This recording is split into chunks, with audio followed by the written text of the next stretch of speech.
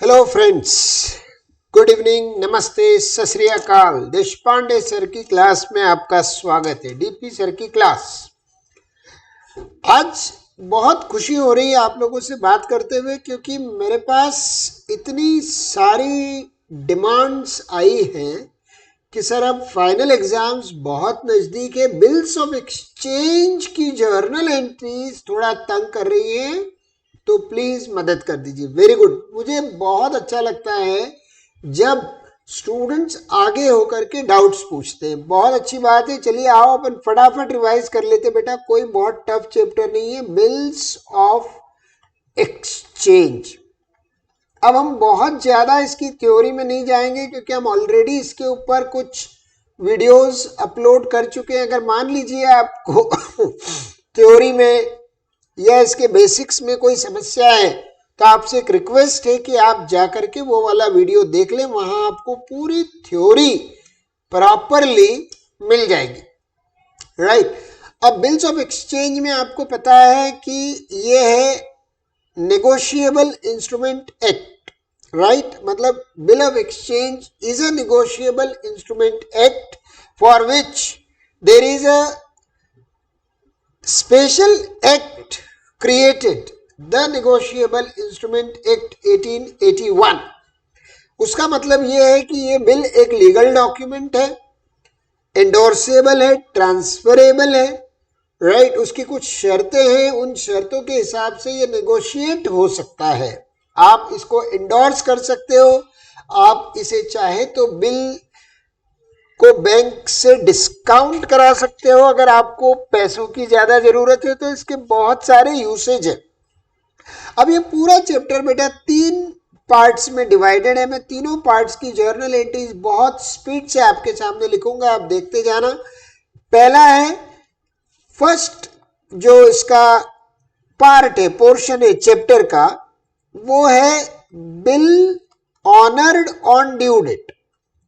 Right, जब drawee अपने bill को टाइम पर ऑनर कर देता है, मतलब जिस दिन उसकी मेच्योरिटी डेट है उस दिन वो आके उसके पैसे ईमानदारी से दे देता है, बिल ऑनर्ड। दूसरा होता है बिल डिसऑनर्ड, यानी ड्रॉई अपनी जुबान से जो है मतलब मना कर देता है, कहता है कि sorry, I am not in a position to pay the amount today। Bill dishonoured बोलते हैं बेटा इसको। डिसऑनर्ड करना मतलब किसी चीज का डिसरिस्पेक्ट करना, अनादर करना। तो ये ऑनर्ड है। ऑनर्ड को क्वेश्चंस में बोलते हैं bill made on due date, मतलब payment made on due date. Dishonoured मतलब उसका डिसरिस्पेक्ट किया, अनादर किया, अपने खुद के सिग्नेचर का डिसरिस्पेक्ट किया। कैसी खराब बात है। मतलब मुझे तो ये पर्सनली बिल्कुल अच्छा नहीं लगता कि आप किसी को चेक बना के दे, चेक पे खुद साइन करें और उसके बाद जब वो चेक बैंक में लगाया जाए तो चेक बाउंस हो जाए। इससे आपका गुडविल लॉस होता है। डिसऑनर ऑफ बिल, डिसऑनर यानी non payment on due date. प्यारे बच्चों, ऐसी सूरत कभी मत आने देना, ऐसी सिचुएशन आपकी लाइफ में कभी मत आने देना। Non payment of bill on maturity, यानी आज आपको पैसे देने हैं और आज आप मना कर रहे हैं देने से कि सॉरी नहीं दे पाएंगे। राइट। और ऑनर्ड का मतलब तो आपको समझ में ही आ गया कि amount of bill paid on due date, है ना। तो ड्रॉई ईमानदारी से पैसे दे देता है, पेड ऑन मेच्योरिटी। और ये तीसरी तो माशाल्लाह बहुत ही अच्छी सिचुएशन है। I love this situation. भगवान ऐसी सिचुएशन सबकी लाइफ में आने दे। इसको बोलते हैं bill retired under rebate, retirement of bill, bill retired under rebate. मतलब ये एक आइडियल सिचुएशन है। क्यों अच्छा बोला मैंने इस सिचुएशन को, क्यों ये सिचुएशन हैप्पी है? क्योंकि इसमें ड्रॉई बिल का पेमेंट मेच्योरिटी डेट से बहुत पहले कर देता है। Right, payment before maturity. इसका मतलब है कि suppose I am liable to pay amount of a bill in the month of April, लेकिन मैं मार्च में ही उसको पे कर दे रहा हूं। मैं जाके ड्रॉअर से बोल रहा हूं कि सर पैसे देने आया हूं, वो बोलेगा अरे भाई तुम अभी जल्दी आ गए, बिफोर टाइम, अगले महीने पैसे देने, अभी क्यों दे रहे हो? अरे नहीं नहीं साहब, मेरे पास व्यवस्था हो गई, आप पैसे ले लीजिए। तो बिफोर मैच्योरिटी। तो ये 3 कंडीशंस हो गई, honour, dishonour and before maturity. अब आपको क्विकली बता दूं कि इसमें 3 पार्टीज होती है। एक होता है ड्रॉअर, एक ड्रॉई, और कभी कभार आता है पेई। पेई यानी वो थर्ड पार्टी जिसके फेवर में हमने बिल या तो इंडोर्स किया है या जहां से बिल हमने डिस्काउंट किया है। तो पेई कौन कौन हो सकता है? तो देखो, पेई में या तो पेई खुद ड्रॉअर भी हो सकता है, यानी वो अगर बिल हमेशा आखिरी तक अपने पास रख ले तो वो कंडीशन कहलाती है bill retained till due date. Case 1, bill retained, retained मतलब रोक के रखा, बाय किसने? Bill retained by drawer till maturity. वो कह रहा है नहीं साहब, ये बिल मेरा है, मेरे पास ही रहेगा, मैं किसी को नहीं दूंगा टिल मैच्योरिटी डेट। जब तक इस बिल की तारीख नहीं आती मैं ही रखूंगा, मैं ही जाऊंगा और पैसे लाऊंगा। दूसरा हो सकता है अगर आपने इस बिल को डिस्काउंट करा लिया है, राइट, तो इसका डिस्काउंटिंग की सूरत में पेई कौन बन जाएगा? पेई बन जाएगा बैंक, यानी जहां से आप एडवांस पैसा लेके आए हो, you are in urgent need of money, so you go to bank.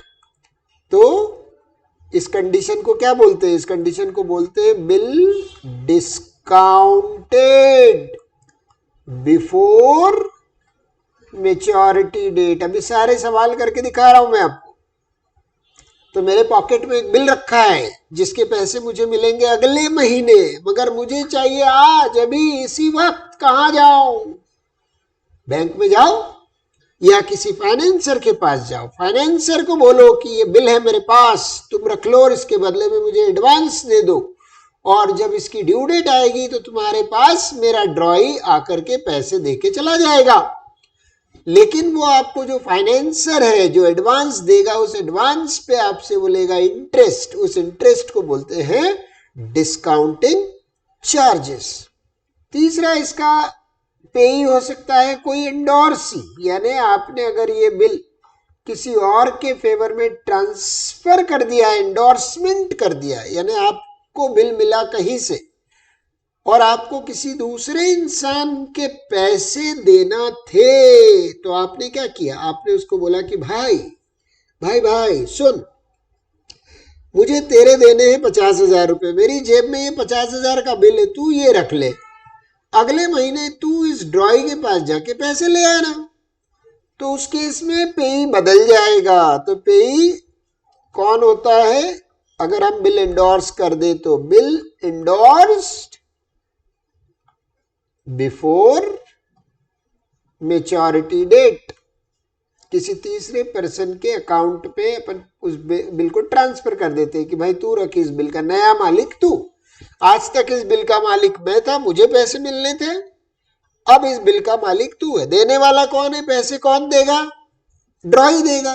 तो ड्रॉई मुझे देने की जगह अब वो पैसे किसको दे देगा बेटा? वो इंडोर्सी को दे देगा।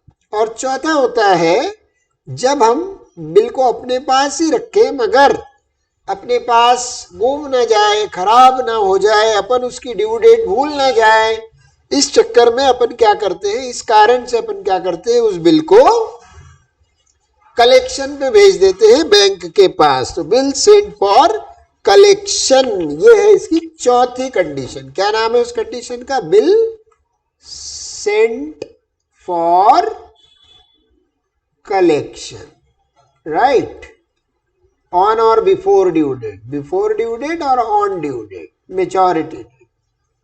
इसका मतलब यह है कि मैं बैंक को बोल रहा हूं कि ये बिल मेरा है, मेरा ही रहेगा। आप एक काम करिए, अपनी कस्टडी में इसको ले लीजिए, इसकी मैच्योरिटी डेट जब भी आएगी आप इसको लेकर के मेरे ड्रॉई के घर जाना, ऑफिस जाना, जहां उसने बुलाया है वहां जाना और उससे रुपए ले लेना और रुपए लेकर के मेरे अकाउंट में जमा कर देना, और आपका जो भी इस काम को करने का सर्विस चार्ज लगता है वो मैं आपको देने के लिए तैयार हूं। अब बात आती है जर्नल एंट्री की। सर बहुत हो गई इधर उधर की बातें, अब जरा आप एंट्री बता दो, मेहरबानी कर दो। तो बेटा मेहरबानी नहीं, ये तो मेरा फर्ज है, मुझे अच्छा लगता है। देखो मैं आपको बता रहा हूं कि एंट्रीज आपको स्टार्टिंग में इनिशियली सीखना चाहिए दो लोगों की बुक में। एक drawer, maker of the bill होता है। Who is a drawer? Drawer is a maker of the bill, right, जिसको हम सेलर भी बोलते हैं। लेकिन हर क्वेश्चन में गुड्स सेल करने की इंफॉर्मेशन दी हुई है जरूरी नहीं है, कभी कभी कुछ क्वेश्चन ऐसे शुरू होते हैं, P owed rupees 10,000 to Q, right. तो who owes amount to whom, तो कौन किसका डेटर है कौन किसका क्रेडिटर है, ये अंदाजा लगाइए। तो जो मेरा डेटर है वो बनेगा ड्रॉई और उसका जो क्रेडिटर है वो बनेगा ड्रॉर। तो ड्रॉर जो है वो आमतौर पे कौन बंदा होता है? वो क्रेडिटर होता है। और ड्रॉई कौन बंदा होता है? ड्रॉई जो होता है वो या तो बायर है, गुड्स खरीद रहा है वो, या फिर वो डेटर है। किसका डेटर है? अब मान लीजिए मैं आपके सामने एग्जाम्पल रखूं कि X और Y दो पार्टीज हैं और क्वेश्चन ऐसा हो गया, X sold goods to Y for rupees 30,000 on 1st January 2021। तो X ने Y को गुड्स बेचे, तो X कौन है? Seller, very good. Y कौन है? बायर। तो अब ये दोनों लोग अपनी अपनी जगह पर क्या एंट्री बनाएंगे? तो ये अपनी अपनी जगह एंट्री बनाएंगे। X लिखेगा गुड्स बेचे ना, तो गुड्स बेचने की एंट्री तो आती होगी बेटा आपको। Wise count debit, debit the debtor, जिसको अपन डेटर बना रहे हैं। 1 जनवरी को गुड्स बेचे अपन ने, तो 1 जनवरी डेट डालेंगे अपनी बुक्स में अपन और लिखेंगे Y's account debit to sales account. अब बेटा ध्यान रखना, इसमें जीएसटी भी आएगा, ट्रेड डिस्काउंट भी आएगा, कैश डिस्काउंट भी आएगा, लेकिन अपन धीरे धीरे आगे बढ़ते हैं। तो 30,000 के गुड्स बेचे हैं 1 जनवरी को, तो अपन लिखेंगे Y's account debit 30,000 to sales account 30,000। ये हमारी पहली एंट्री हो गई। बच्चे बोलते हैं सर नरेशन भी बताया करो प्लीज, क्योंकि नरेशन के मार्क्स कटते हैं एग्जाम में। तो लिख दीजिए being goods sold on credit. ठीक है बेटा, ये हो गई फर्स्ट बेसिक एंट्री गुड्स बेचने की। अगर क्वेश्चन की भाषा यहां से शुरू हो रही है कि X ने Y को गुड्स बेचे, तो ये एंट्री बनाना है ना। अब इसके करस्पॉन्डिंग ये बंदा क्या एंट्री लिखेगा? 1 जनवरी को ये ड्रॉई है, ये परचेजर है, इसकी लायबिलिटी है, इसके सिर पे बोझ है पैसे देने का, और ये जो है ड्रॉर है, सेलर है, ये पैसे लेगा। तो ये बंदा लिखेगा अपनी बुक्स में, चूंकि इसने गुड्स खरीदे हैं तो ये लिखेगा परचेज अकाउंट डेबिट 30,000। कहां से लाए गुड्स? टू X, X के पास से लाए। X बन गया मेरा क्रेडिटर। इसलिए बोलते हैं कि डेट जो X है वो यानी ड्रॉर को क्रेडिटर कहा जाता है, और मैंने Y को बनाया अपना डेटर, तो ड्रॉई को डेटर कहा जाता है ना। कहीं नोट करके रख लो, ये वाली चीज काम आ जाएगी। क्या दिक्कत है? कौन डेटर होता है? डेटर ड्रॉई को बोलते हैं इसमें। और क्रेडिटर किसको बोलते हैं बेटा? क्रेडिटर बोलते हैं ड्रॉर को। शाबाश, अच्छा है, धीरे धीरे समझते चलोगे, चीजें आसान लगेंगी आपको। अब ये दो एंट्री हमने कर दी अपनी अपनी बुक्स में, हमने लिख दिया यहां पर वाई टू सेल्स, और इधर लिख दिया परचेज टू एक्स, और इसका भी नरेशन बड़ा आसान है, being goods purchased on credit, being goods purchased on credit. और तुम लोग नरेशन का ज्यादा लोड मत लिया करो, नरेशन तो तुम क्वेश्चन में से ही बना सकते हो, जो ट्रांजैक्शन हुआ है ना उसी को तो तुम्हें थोड़ा सा कट शॉर्ट करके लिखना है बेटा, कोई अनोखा थोड़ी नरेशन लिखोगे कहीं से। अब देखो आगे आपको क्वेश्चन में क्या लिखा रहेगा, he drew, he means X, drew a bill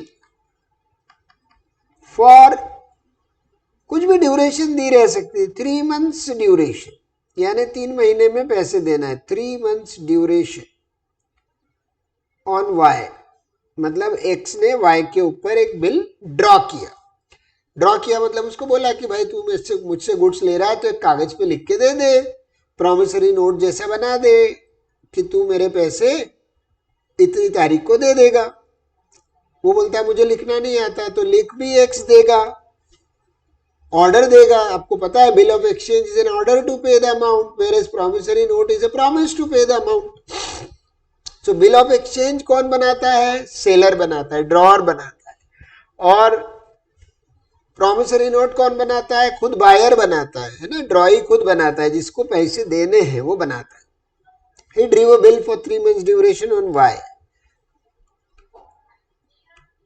The bill was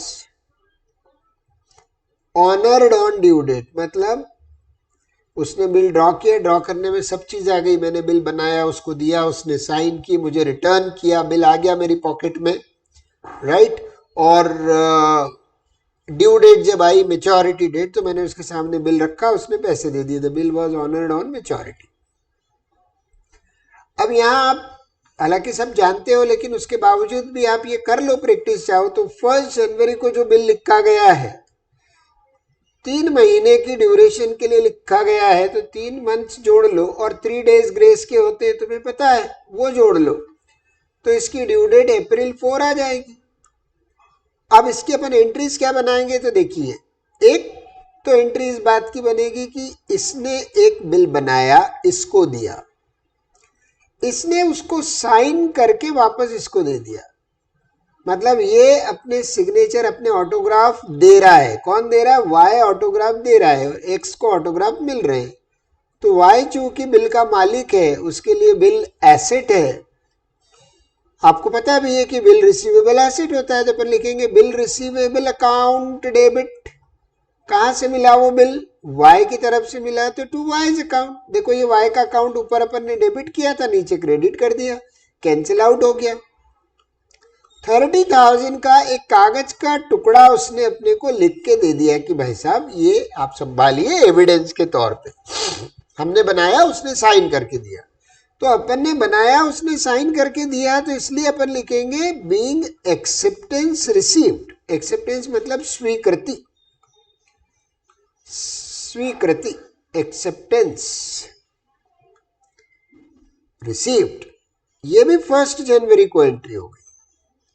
आपको ये भी बताऊंगा मैं कि bill after date, bill after sight, bill at sight, demand bill, ये सब क्या क्या होते हैं, कैसे इनका अपने को इंटरप्रिटेशन करना, ये सब चीजें अपन अभी डिस्कस करेंगे थ्योरी में। पहले मैं आपको चारों कंडीशंस की ऑनर वाली बेसिक एंट्रीज बताऊं, आप उसकी आज प्रैक्टिस करो। कल दोपहर में मैं एक और वीडियो डालता हूं जिसमें मैं डिसऑनर की एंट्रीज और रिबेट रिटायर की एंट्रीज बताता हूं, और फिर आपको कल शाम को एक और वीडियो डालता हूं जिसमें थ्योरी बताता हूं, है ना। मेरे ख्याल से इतना तो काफी हो जाएगा। और डिमांड हो तो आपके पास मेरा नंबर है, मेरा ईमेल आईडी है, सब है, आप मैसेज कर दीजिए, मेल कर दीजिए, मैं और भी जो चैप्टर्स आपको चाहिए उसकी भी मदद कर दूंगा। तो ये BR2I हो गया। ये बंदा क्या लिखेगा अपने यहाँ पर, इसकी तो लाइबिलिटी है भैया, और आपको पता है बिल्स पेएबल लाइबिलिटी होता है। तो अपन बिल दे रहे हैं एक्स को, तो अपन लिखेंगे X account debit to bills payable account, right. 30,000 अपन ने एक प्रॉमिसरी नोट जैसा बिल ऑफ एक्सचेंज साइन करके उसको दे दिया।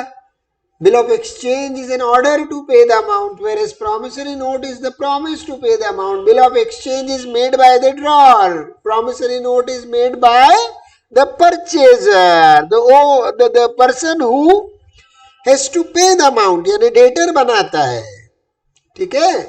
एक्स टू बिल्स पेबल, क्या लिखेंगे? Being acceptance given. Very good, being acceptance given, अपन ने स्वीकृति दे दी, ऐसे साइन करके दे दिया। जाओ, ये मैंने बिल पे साइन कर दिया, एच देश पांडे, ये बिल तुम्हारा हुआ। मैं आज की तारीख डाल देता हूँ, आज की तारीख है 9 मार्च 2022। मैंने अपने सिग्नेचर कर दी, तो मैं अपना ऑटोग्राफ दे दिया। अब क्या हो गया, तुम्हारे पास ये बिल आ गया। तुम कौन हो? एक्स हो, मैं कौन हूँ? वाई हूँ। तो अब 3 महीना 3 दिन तुम चुप बैठो, क्योंकि तुमने बिल अपने पास रिटेन किया। 4 कंडीशन बताइए, मैं पहली वाली कंडीशन सॉल्व कर रहा हूँ। Bill written by drawer till maturity, यानी 4 अप्रैल तक 3 महीना 3 दिन बिल आप अपनी जेब में रखिए और चुपचाप मजे कीजिए, है ना। तो जैसे ही अप्रैल 4 आएगी, अप्रैल 4, क्या एंट्री बनेगी? एंट्री बनेगी कैश अकाउंट डेबिट। पैसे मिलेंगे भैया अपने को। बिल ऑनर्ड पढ़ रहे हैं अपन, डिसऑनर नहीं पढ़ रहे। बिल ऑनर हो गया, कैश अकाउंट डेबिट। ऑनर होने का मतलब है ड्रॉई ने ईमानदारी से पैसे लाके आपको दे दिए, तो आप पैसे ले लो और उसका जो बिल है जिसपे उसने साइन किया था उसको दे दो, राइट। तो ये जो बी आर आपके यहाँ डेबिट हुआ था, ये देखो ये क्रेडिट होके कैंसिल हो गया। इसका नरेशन क्या होगा? नरेशन होगा being cash received on B R on maturity, यानी मैच्योरिटी डेट पर अपने को अपने रुपए मिल गए। दिए किसने? उस गरीब आदमी ने दिए, वाई ने दिए आपको। ये रहा, वाई ड्रॉ ही था, तो वाई पैसे दे रहा है। किस बात के पैसे दे रहा है? बिल के। बिल पेबल उसके यहाँ क्रेडिट चल रहा है, तो उसे वो करेगा डेबिट। तो अप्रैल 4 वाले दिन वो क्या लिखेगा? वो लिखेगा bills payable account debit to cash account. तो क्या साहब, ये 30,000 इसको लिख देगा being bill honoured on maturity, being bill honoured on maturity.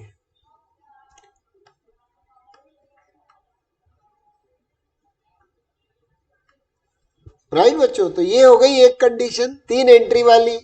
कौन कौन सी 3 एंट्रीज बनाई अपन ने, जल्दी से सीख लो, एक बार ध्यान से देख लो कौन कौन सी 3 एंट्रीज बनाई हमने। पहली एंट्री बनाई गुड्स बेचने की, राइट।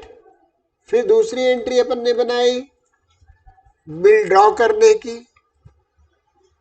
और तीसरी एंट्री अपन ने बनाई पैसे लेने की, यानी कैश रिसीव करने की। ऐसे ही ड्रॉई ने कौन सी एंट्री 3 बनाई? ये तो ड्रॉअर की बुक में हो गई। ड्रॉई ने कौन सी 3 एंट्री बनाई? गुड्स खरीदने की, एक्सेप्टेंस देने की, राइट बेटा, और कैश पेमेंट की। अब अपन थोड़ा आगे चले, दूसरा केस देखें। दूसरा केस ये है कि आपसे कहा जा रहा है बिल डिस्काउंटेड बिफोर मैच्योरिटी। इसका मतलब ये है कि साहब मुझे अभी के अभी पैसे चाहिए, मैं आगे तक इंतजार नहीं कर सकता, लेकिन ड्रॉई दे भी नहीं सकता। ड्रॉई ने बोला है आई विल पे ऑन 4 अप्रैल। आपने गुड्स बेचे कब है? जनवरी 1। मैच्योरिटी डेट कब है? अप्रैल 4। 3 महीने और 3 दिन आपको इंतजार करना पड़ेगा। लेकिन अगर आपको मान लीजिए पैसे अब भी चाहिए, ड्रॉई दे नहीं सकता, तो आप कहाँ जाओगे? तो आपको जाना चाहिए बैंक में। बैंक आपके पास under commercial functions of bank, ये जो एजेंसी फंक्शन है बैंक के, अपने कस्टमर्स को ये सुविधा देता है कि आपके पास कोई एसेट्स है, गोल्ड है, कोई प्रॉपर्टी है, इस तरह की चीजें हैं, तो उनके कोलेट्रल पे आप बैंक से एडवांस पैसा उठा सकते हो। तो हम ये बिल लेके बैंक के पास जाते हैं, तो एंट्रीज में क्या परिवर्तन आएगा ध्यान से देखो। एक्स लिखेगा, वाई लिखेगा। पहली एंट्री वही होगी जनवरी 1, वाई टू सेल्स, अपन ने उसको गुड्स बेचे, ये पहली एंट्री होगी 30,000। ठीक है बेटा। फिर हमने उसके ऊपर एक बिल ड्रॉ किया। सेकंड एंट्री हम कर लेंगे जनवरी 1 को बी आर अकाउंट डेबिट। हमने बिल बनाया, उसको दिया, उसने साइन किया, हमको दे दिया 30,000 का बिल, यानी एक डॉक्यूमेंट। पैसे नहीं आए, कागज आ गया है, उसके ऊपर लिखा हुआ है, हमने ही लिखा है, I am giving an order to Y to pay amount on April 4 either to me directly or as per my order to my messenger। मैं जिसको भेजूंगा उसको पैसे देना, या जिसके पास भी ये बिल होगा, जो भी इसका मालिक होगा, अगर मैंने इंडोर्स किया है तो इंडोर्स ही, डिस्काउंट कराया तो बैंक, कलेक्शन पे भेजा तो बैंक आएगा तुमसे पैसे लेने, जो भी आए पैसे लेने उसको पैसे देना, इट्स माई ऑर्डर। लेकिन साहब इसकी ड्यू डेट तो है अप्रैल 4 में, अप्रैल 4 तक इंतजार नहीं कर सकता, मुझे तो आज ही यानी जनवरी 1 को ही पैसे चाहिए। तो अब बैंक जाकर जब आप इसको डिस्काउंट कराओगे तो बैंक आपको जो एडवांस दे रहा है वो कहलाता है एक तरह का लोन, उसके ऊपर लेगा बैंक इंटरेस्ट, उस इंटरेस्ट को बोलते हैं डिस्काउंटिंग चार्जेस। तो आपकी बुक्स में एंट्री बनेगी, आपका बैंक बैलेंस बढ़ेगा, बैंक अकाउंट डेबिट। बैंक जो ब्याज ले रहा है उस ब्याज का नाम है डिस्काउंटिंग चार्जेस। इसके लिए तो बैंक काम कर रहा है। बैंक किसी को फोकट में एडवांस क्यों देगा? बैंक का ये प्रोफेशन है, लोन देना और डिपॉजिट्स को एक्सेप्ट करना, ये सारे बैंक के फंक्शन में आता है। तो बैंक किसी को भी एडवांस इसलिए देता है कि उसके बदले में बैंक को ब्याज मिलता है। तो ये जो बीआर है ये बैंक रख लेगा, कोलेट्रल, गिरवी, मॉर्गेज, राइट, उसमें ये बिल बैंक रख लेगा। अब बिल कितने का है? 30,000 का है। अब आपको रेट ऑफ इंटरेस्ट बेटा क्वेश्चन में गिवन होगा, रेट ऑफ डिस्काउंटिंग, है ना। आमतौर पे आपने अभी तक बहुत सारे क्वेश्चन देखे तो ऐसा दिया रहता है 6%, 9%, इस तरह से कोई परसेंट आपको दिया होगा।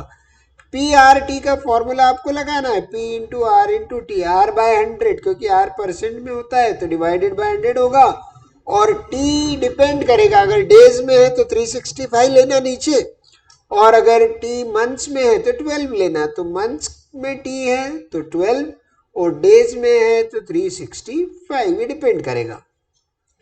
अब ये सिंपल इंटरेस्ट का फॉर्मूला अपन लगा रहे हैं डिस्काउंटिंग चार्जेस कैलकुलेट करने के लिए। बिल का ड्यूरेशन 3 मंथ्स है, 3 महीने पहले ही मैं बैंक से पैसे उठा ले रहा हूं, राइट। तो मेरा बैंक मुझसे 3 महीने का ब्याज मांगेगा। क्यों मांगेगा? क्योंकि मैं ले रहा हूं बैंक से आज और बैंक को मिलेंगे अप्रैल 4 को। तो इसका अगर अपन निकालें तो ये आता है 1800 का 3/4 कितना हो गया बेटा? 1800 का 1/4 450, 450 रुपए बैंक आपके इसमें से काट लेगा पैसों में से। तो आपको जो 30,000 का बिल है उसके पूरे 30,000 नहीं देगा। बैंक बोलेगा एक काम करो, 450 तो हमारा इंटरेस्ट हो गया, तुमको हम 29,550 दे देते। ये डिस्काउंट कराने की जर्नल एंट्री है। तो आप जब भी बिल को डिस्काउंट कराएं ये एंट्री आप उस जगह पर चिपका दें। इसके करस्पॉन्डिंग ड्रॉई की यहाँ कोई एंट्री नहीं होती है, ड्रॉई नहीं करा रहा है। Discounting is a activity between drawer and the bank. तो ड्रॉई, इसमें ड्रॉई का कोई रोल नहीं है। तो बेचारा सिर्फ लिखेगा, जब गुड्स परचेज करेगा तो लिखेगा purchases account debit to X, और बिल देगा तो लिखेगा एक्स टू बिल्स पेबल, और इसके बाद ये चुप रहेगा। इसका फिर सीधा रोल कब आएगा? इसका वापस से रोल आएगा जब बिल की मैच्योरिटी आएगी। तो इसके पास जो भी बंदा पैसे मांगने आएगा ये उसको पैसे देगा। शर्त ये है कि उसके पास बिल होना चाहिए ओरिजिनल। तो बैंक आएगा, ये बैंक को पैसे दे देगा। तो डिस्काउंट कराने की ड्रॉई के यहाँ क्या एंट्री होती है? डिस्काउंट कराने की ड्रॉई के यहाँ कोई एंट्री नहीं होती। लेकिन अप्रैल 4 को जब वो पैसे देगा तो वो लिखेगा बिल्स पेबल अकाउंट डेबिट, वो ऑनर कर रहा है बिल को। अगर कैश दे रहा है, हार्ड कैश, तो कैश लिखेगा, चेक से ऑनर कर रहा है तो बैंक लिखेगा। बैंक को पूरे 30,000 दे देगा वो। बैंक ने आपको कितने दिए थे? 29,550। आप उस बैंक उससे वापस कितने ले रहा है? 30,000। कितने एक्स्ट्रा ले रहा है? 450। यही 450 बैंक की कमाई है जिसके लिए बैंक इतने खटकरम कर रहा है, इतनी मेहनत कर रहा है। अब चूंकि ड्यू डेट पे या मेच्योरिटी डेट पे ड्रॉइंग बैंक को पैसे दे रहा है तो अपने यहाँ कोई एंट्री नहीं होगी, क्योंकि अपन तो ऑलरेडी पैसे ले चुके हैं। एक ही बिल के दो बार पैसे नहीं मिलेंगे आपको। ऐसा मत सोचना कि यहाँ भी आप ही ले लो, पहले भी आपने ही ले लिया, राइट। तो ये हुआ आपका सेकंड केस। इसके बाद आता है बेटा केस नंबर 3। केस 3 होता है कि बिल एंडोर्स्ड। अगर हम चाहें तो इस बिल को नेगोशिएबल इंस्ट्रूमेंट एक्ट की तरह यूज करके किसी थर्ड पार्टी को अकाउंट सेटलमेंट के बदले में दे सकते हैं। बार्टर सिस्टम मैंने आपको बताया था, वैसा वाला काम यहाँ हो सकता है। लेकिन फिर ऐसे में 3 पार्टीज आ जाती है बेटा, ध्यान रखिएगा। एक एक्स आ गया, एक वाई आ गया, तो एक जेड भी आ जाएगा। अब एक्स और वाई डायरेक्टली एक दूसरे से रिलेटेड है। कैसे? एक्स ने वाई को गुड्स बेचे तो अपन लिखेंगे वाई टू सेल्स। ये अपनी पहली फंडामेंटल एंट्री होगी। मैं आपको फिर बता दूं कि मैं मान के चल रहा हूं कि हम 0 से पढ़ रहे हैं और हम सारी एंट्रीज बना रहे हैं, है ना। कल के लेक्चर में आपको एडवांस्ड पोर्शन इसका देखने को मिलेगा। मैं आया y की बुक्स में तो y एंट्री बनाएगा परचेज टू x 30,000। अभी तक z का पिक्चर में एंट्री नहीं हुआ है, z बाद में आएगा, अभी नो एंट्री। फिर क्या किया? x ने एक बिल बनाया, y को दिया, y ने साइन किया, x को दिया। ये पहली एंट्री हो गई। दूसरी एंट्री हो जाएगी बिल मिलने की। आपको बिल मिल रहा है, BR अकाउंट डेबिट। कहां से मिल रहा है? वाई की तरफ से मिल रहा है। शाबाश, 30,000। ठीक है बच्चों। बिल किसने दिया? वाई ने दिया, तो वाई भी तो अपने यहाँ लिखेगा X debit to bills payable account 30,000। ध्यान रखना, बिल रिसीवेबल एक एसेट होता है, बैलेंस शीट में एसेट साइड में आता है। आपने फाइनल अकाउंट्स किया हुआ है, उसमें बैलेंस शीट बनाई है, आपने सिंगल एंट्री सिस्टम में स्टेटमेंट ऑफ अफेयर बनाया है।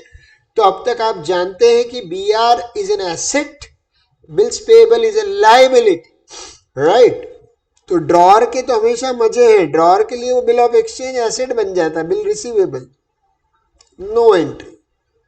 अब मान लीजिए कि हम ऐसा कहना चाह रहे हैं आपको क्वेश्चन में कि एक्स ने ये बिल उठा के जेड के फेवर में एंडोर्स कर दिया, तो जेड का क्या नाम हो गया? जेड का नाम हो गया एंडोर्सी। बिल का नया मालिक कौन? बिल का नया मालिक जेड बन गया। बच्चे पूछते हैं क्या सर जेड और आगे किसी को एंडोर्स कर सकता है? तो जवाब है हाँ, जेड चाहे तो ABCD किसी को भी दे सकता है और आगे कितने भी एंडोर्समेंट हो सकते हैं। जहां तक मुझे ज्ञान है बिल के एंडोर्समेंट ज्यादा, एक से भी ज्यादा हो सकते हैं। तो अब किसने किसको बिल दिया? एक्स ने जेड को दिया, तो एक्स एंट्री बनाएगा और जेड एंट्री बनाएगा, वाई लिखेगा नो एंट्री। वाई की बुक्स में लिटरली आपको ये लिखना नहीं है नो एंट्री, ये तो अपन साथ साथ बना रहे हैं, इसलिए कंपेरेटिव चार्ट में लिख रहे हैं नो एंट्री। अब किसने किसको बिल दिया? एक्स ने जेड को दिया, तो जेड डेबिट टू BR। अब बिल का नया मालिक कौन हो गया? आज तक बिल मेरा था, अब बिल जेड का हो गया। जेड को बिल मिला तो जेड एंट्री लिखेगा BR account debit to X. अब इसके पास बिल के सारे लीगल राइट्स ट्रांसफर हो गए। अब नया मालिक बिल का जेड हो गया, तो जो जो भी राइट्स या पावर एक्स के पास थे वो एक्स ने जेड के फेवर में ट्रांसफर कर दी। क्या पावर थे? ड्रॉअर के सारे पावर। यानी अब ये जेड जो है ये चाहे तो बिल आखिरी तक अपने पास रिटेन करे, ये चाहे तो डिस्काउंट कराए, ये चाहे तो और एंडोर्स करे, ये चाहे तो कलेक्शन पे भेजे। मतलब जो 4 संभावनाएं मैंने आपको ड्रॉअर के लिए बताई, यही चारों की चारों संभावनाएं या कंडीशंस एंडोर्सी पर भी लागू हो जाएंगी बेटा, ठीक है। तो ख्याल रहे। अब जब मेच्योरिटी आएगी तो कौन किसको पैसे देगा? देखो पैसे देने की जिम्मेदारी तो वाई की है। अब वाई किसे पैसे दे? तो अभी बताया मैंने आपको, बिल के सारे लीगल राइट्स जेड के फेवर में ट्रांसफर हो गए, तो Y will pay amount to Z, तो ये ट्रांजेक्शन होने वाला वाई और जेड के बीच में, तो यहां पर नो एंट्री, अपने को वैसे भी अपन बिल दे चुके हैं वाप किसी और को, तो अब वो बिल अपना रहा नहीं, पराया धन अपना नहीं होता, तो अब वो बिल अपनी असेट नहीं है, तो अपने को फोकट एंट्री बनाने की जरूरत नहीं, ये बंदा पैसे देगा, बिल पेबल जो पीछे डेबिट था पिछली एंट्री में क्रेडिट था, वो अब डेबिट हो जाएगा, बिल्स पेबल यहाँ क्रेडिट था, देखो अब डेबिट, पैसे दे रहे हो टू कैश, अगर चेक दे रहे हो तो bank, right. Mode of payment ध्यान रखना, इसको पैसे मिल रहे हैं, कैश मिले तो कैश, चेक से मिले तो बैंक।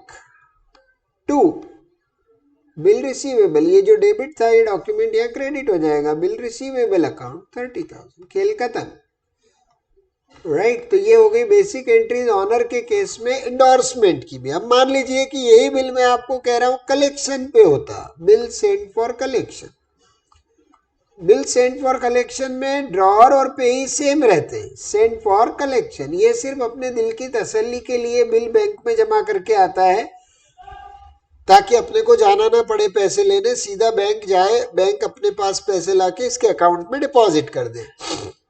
तो इसमें जो ड्रॉअर है एक्स वही रहेगा ड्रॉअर, और जो ड्रॉई है वो तो कभी बदलता ही नहीं है, वो वही रहेगा वाई, और कोई थर्ड पार्टी इसमें तैयार नहीं हो रही। बिल के लीगल राइट हम किसी के फेवर में ट्रांसफर नहीं कर रहे, खाली बैंक को अपना एक एजेंट बना रहे हैं अपन।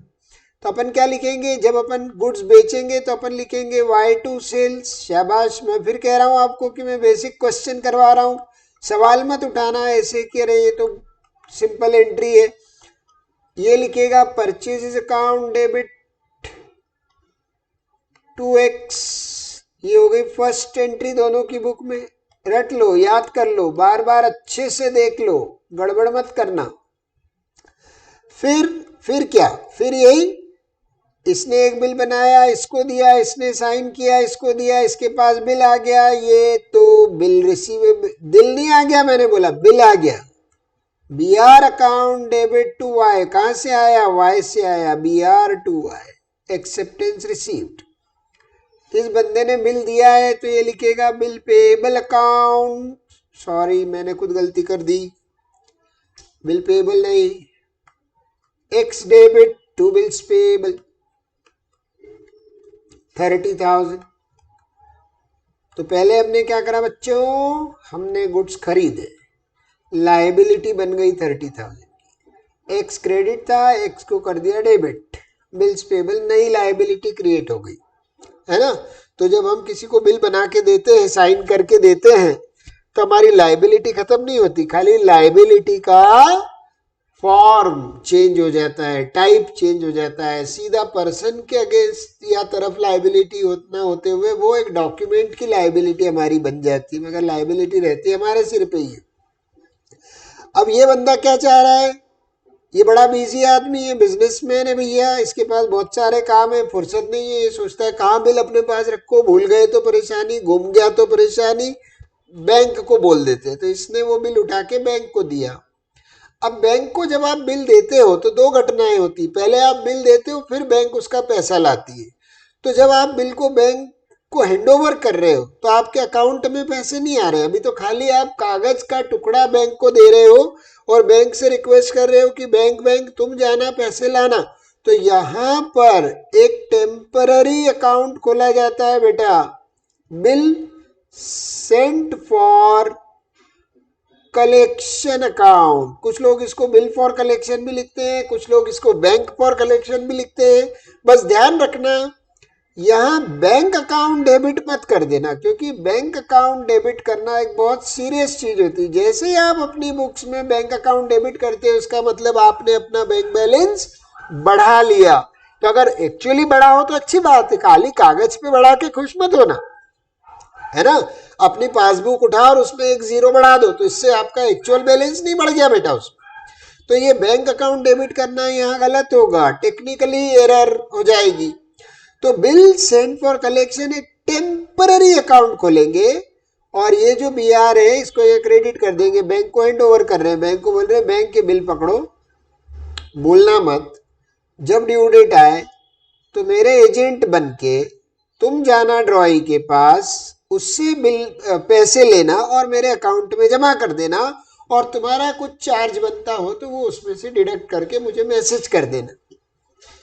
इस बात की इधर कोई एंट्री नहीं होगी क्योंकि कलेक्शन पे भेजना is a matter between x and his bank, right. तो बेगानी शादी में अब्दुल्ला दीवाना नहीं होगा, वाई अपने आप बुक में कोई एंट्री नहीं करेगा, लेकिन जब मैच्योरिटी आएगी तो कौन किसको पैसे देगा, तो बैंक जाएगा वाई के पास पैसे मांगने, तो वाई पैसे देगा। अगर ऑनर का केस पढ़ रहे अपन तो bills payable account debit to cash, अगर कैश में ऑनर कर रहा है तो, चेक से ऑनर कर रहा है तो टू बैंक। ये 30,000 इसने बैंक को दे दिए। अब क्या वो पैसे बैंक खुद रखेगा? आंसर है नहीं, वो पैसे एक्स के हैं, एक्स के बिहाफ पे बैंक गया वाई के पास पैसे लाने, तो कायदे से वो पैसा बैंक किसके अकाउंट में जमा करेगा बेटा? वो एक्स के अकाउंट में जमा करेगा, तो एक्स का बैंक बैलेंस बढ़ेगा। तो देखो, जो बैंक अकाउंट अपन यहां डेबिट करने के लिए उत्सुक हो रहे थे वो यहां डेबिट करना है, राइट। और ये जो टेम्परेरी अकाउंट खोला था ना अपन ने, बिल सेंट फॉर कलेक्शन, याद आ रहा है? इसे बंद कर देना, बिल सेंट फॉर कलेक्शन, मैंने शॉर्ट में लिख दिया यहाँ पे। अब बिल तो 30,000 का था, हो सकता है बैंक आपसे कुछ कलेक्शन चार्जेस इमीडिएटली ले ले, तो वो जो भी कलेक्शन चार्जेस है उसको बैंक चार्जेस के नाम से अपन यहाँ पर डेबिट कर देंगे। मान लीजिए 100 रुपए लिए बैंक ने, तो अपने अकाउंट में 29,900 आएंगे, 100 रुपए का बैंक चार्ज डेबिट हो जाएगा और ये क्वेश्चन खत्म हो जाएगा। तो मैंने ये चारों केसेस ऑनर वाले आपको बता दिए। आपकी जो बुक है जिससे आप क्वेश्चंस करते हो बेटा, टीएस गरेवाल जनरली आप फॉलो करते हो, या डीके गोयल सर की बुक आप फॉलो करते हो, राइट, या एससी शर्मा सर की बुक फॉलो करते हो आप, या फिर बेटा हो सकता है कि आप अपने टीचर की दी हुई वर्कशीट सॉल्व करते हो। उसमें शुरुआत के जो 7-8 क्वेश्चंस है अनसॉल्व्ड और एग्जाम्पल, वो फर्स्ट कंडीशन पर है। कौन सी वाली? Bill honoured. तो चारों केसेस ऑनर के मैंने आपको पढ़ा दिए, कुछ क्वेश्चंस प्रैक्टिस कर लेना, राइट। और तैयार रहना कल दोपहर में एक एक्स्ट्रा वीडियो के लिए, जिसमें मैं आपके लिए लेके आऊंगा डिसऑनर की सारी एंट्रीज, चारों केसेस की, और साथ साथ में रिटायरमेंट ऑफ बिल, और फिर उसके बाद 2-4 प्रैक्टिस के क्वेश्चंस का एक छोटा सा वीडियो और डालूंगा ताकि आपका काम हो जाए, राइट। कोई समस्या हो, कोई सवाल हो तो जरूर पूछना। Thank you.